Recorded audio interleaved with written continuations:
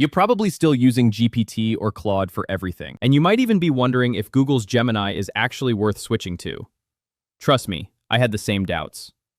I spent weeks running these models head-to-head on real coding tasks, image analysis, and long document work, and I found something surprising.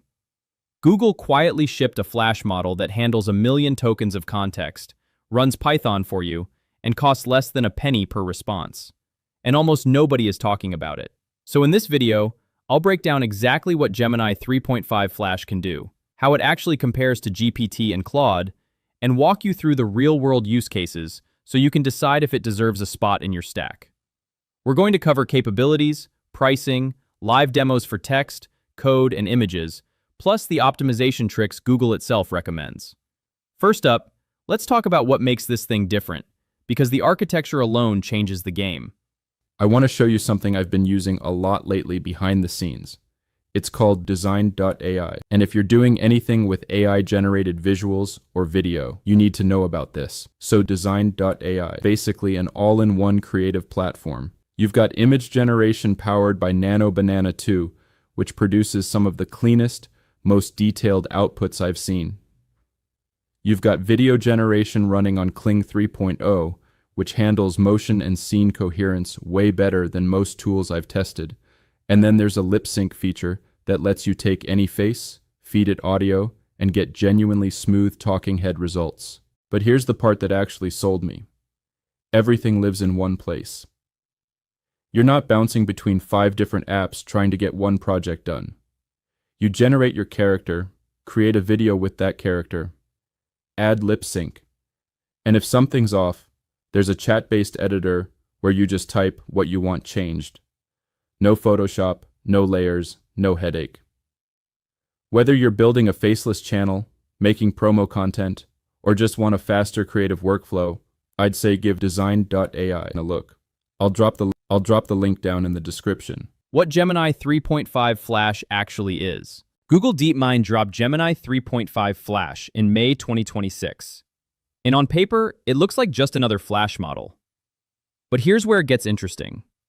This is a frontier-level multimodal model, built on the same Gemini 3 reasoning foundation as the Pro tier, just tuned for speed and cost. What does that mean in plain English? It means you're getting reasoning quality that's close to Gemini Pro, but at Flash speeds and Flash prices. And the kicker is that it's built on a sparse mixture of experts transformer. While GPT-4 and Claude run dense models where every parameter fires on every token, Gemini routes each token to specialized expert subnetworks. The result is massive capacity without the massive compute bill. Now, the spec sheet is honestly a little ridiculous.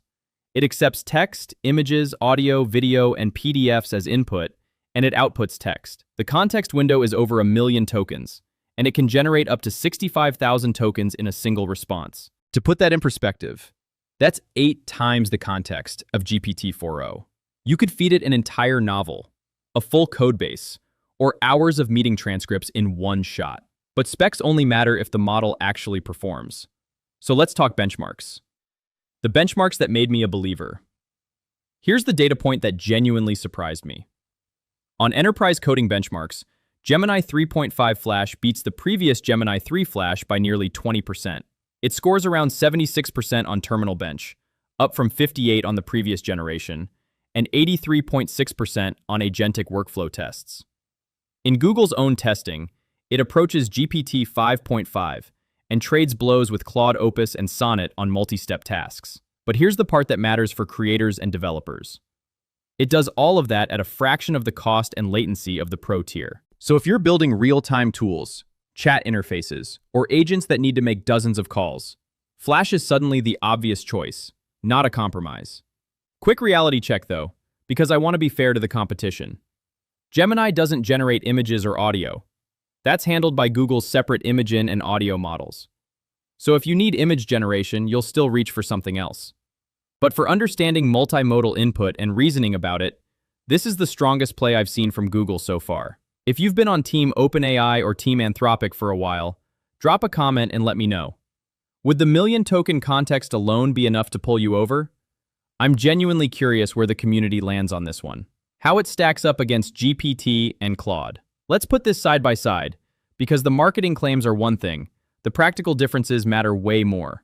On context length, this isn't even close. Gemini 3.5 Flash gives you over 1 million tokens. GPT-4o and Claude Opus both cap out around 128,000. That means Gemini can ingest entire books or full repositories in a single request, while the others need chunking, retrieval, and clever workarounds. On modality, Gemini takes text, images, audio, video, and PDFs natively. GPT-4o handles text and vision well. Claude is primarily text, so if your workflow involves audio transcription, video analysis, or PDF understanding without a separate pipeline, Gemini wins on convenience alone. On architecture, Gemini's mixture of experts design is fundamentally different from the dense models OpenAI and Anthropic ship. In practice, this means efficient scaling, bigger effective capacity per dollar of compute. And here's a detail almost nobody talks about, but it matters if you're a developer. Google made Gemini accessible through the OpenAI-compatible API. You can literally take your existing OpenAI code, change 2 lines, your API key and the base URL, and you're now calling Gemini. No rewrite. That's a brilliant move because it dramatically lowers the switching cost for anyone already invested in the OpenAI ecosystem. Pricing, where Gemini quietly wins. Okay, this next part will surprise you, because Google's pricing strategy is aggressive in a way that I don't think people fully appreciate yet. Gemini 3.5 Flash runs on 4 pricing tiers. Standard mode is the default, $1.50 per million input tokens, $9 per million output tokens. For context, a 1,000 token response, roughly 750 words, costs less than a cent. Then there's batch mode, which cuts the cost in half, 75 cents input, $4.50 output. The trade-off is you wait up to 24 hours for results, so it's perfect for offline processing, content generation pipelines, or anything where speed isn't critical. Flex mode sits in the middle. Same price as batch, faster than batch, but slower than standard. A great middle ground. And then there's priority mode, which is the wild one. Input tokens are free. Output costs $16.20 per million. You only pay for what the model generates, and you get the lowest latency available. For high-volume inference where input dominates, think long context retrieval, this is potentially a massive saving. On top of all that, there's a free tier. Your first 1 million tokens per month on standard and batch are free, so you can literally test this thing for real workloads without spending a dime. Compare that to GPT-4o, where you're looking at 12 to 48 cents per 1,000 tokens, depending on context, and the math starts getting hard to ignore. Getting started. From 0 to first response. Let me show you how fast this is to set up, because honestly, the friction is way lower than you'd expect. Step 1. Head to Google Cloud Console. Create a project, and enable the Generative Language API. Then create an API key under Credentials. Or, if you prefer the simpler route, just use Google AI Studio. They let you generate a key in 2 clicks. Step 2. Install the SDK. There's an official Python package and a Node package, both one-line installs. Step 3. Make your first call. That's it. A few lines of actual logic and you're talking to a frontier model. The SDK automatically picks up your API key from your environment variables, so no awkward auth handling. Now, if you want to use the OpenAI-compatible endpoint instead, say you're migrating an existing project, just point the OpenAI client at Google's endpoint and drop in your Gemini key. Everything else stays the same. Beautifully clean migration path. Demo 1. Text and reasoning. Let's actually see this in action with a text and reasoning demo. I asked Gemini to solve a quadratic equation step by step, because this is where reasoning models earn their keep. Gemini walks through the factoring, recognizes that you need 2 numbers that multiply to 6 and add to -5, identifies -2 and -3, factors the expression, and gives you the roots cleanly. No skip steps, no hand-waving. And here's a key tip. Google explicitly recommends not changing the temperature or top P settings on Gemini 3.x.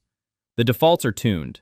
Instead, you control behavior through system instructions and through something called thinking levels, low, medium, or high, that adjust how much reasoning compute the model spends on a given problem. Set it to high when you have a hard problem, and you'll see noticeably better step-by-step output. You can see how clean the API surface is. No fiddling with hyperparameters. Just describe what you want, set the effort level, and let the model handle the rest. Demo 2. Code execution. Alright, wait until you see this. Gemini 3.5 Flash has a built-in Python code execution tool. The model writes code, runs it in a sandbox, sees the result, and reasons over the output, all in one call. I asked it to compute the sum of the first 50 prime numbers, and this is the part that matters. It doesn't just guess at the answer. It writes a proper prime checking function, runs it, prints the list of primes, then sums them and gives you the verified result. No hallucinated arithmetic. The math actually happened. This is huge for any workflow involving data analysis, calculations, or anything where the model has been historically unreliable. You're essentially getting GPT-style reasoning plus a guaranteed correct calculator built in. Demo 3. Image understanding multimodal time. Let's hand it an image and ask a question. I uploaded a photo of an acoustic guitar and asked Gemini to identify it and write a short Shakespearean poem about it. It identified the guitar correctly and composed a short verse in Shakespearean style, combining vision and creative writing in a single response. For files larger than 20 megabytes, you'd use the Files API to upload first, and then reference the file URI. But inline works perfectly for anything reasonably sized. And the same pattern works for audio. Feed it an MP3 and ask it to transcribe with timestamps. Same for video. Same for PDFs. One API, one pattern, every modality. Pro tips from my testing. Quick rundown of what I've learned actually working with this model day to day. Leave temperature alone. I know it's instinctive to tweak it. Google's tuning is right. Trust it and steer with system instructions instead. Use the right tier. If you're building a chatbot, standard. If you're batch processing thousands of documents overnight, switch to batch and cut your bill in half. If latency is everything, priority is shockingly affordable because input is free. Ground with tools when accuracy matters. Gemini has Google Search and Google Maps as native tools. Turn them on for factual queries and you'll see hallucinations drop dramatically. Use structured outputs. When you need machine-readable responses, request JSON via the response format. You get cleaner integration and fewer parsing errors. And finally, cache your context. If you're sending the same long prompt repeatedly with small variations, context caching brings the cost way down. 15 cents per million tokens cached versus $1.50 for fresh input. Where Gemini 3.5 Flash belongs in your stack. Here's my honest take after all this testing. Gemini 3.5 Flash isn't a best model, and like I said at the top, I don't think there is one. But it's now the obvious pick for a specific set of jobs. If you need long context, anything over 128,000 tokens, this is the model.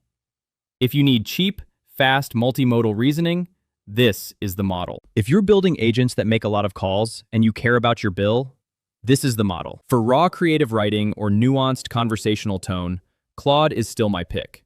For tightly integrated tool use through the OpenAI ecosystem you've already built, GPT may still win on inertia. But for everything in between, Gemini 3.5 Flash deserves a serious slot in your toolkit.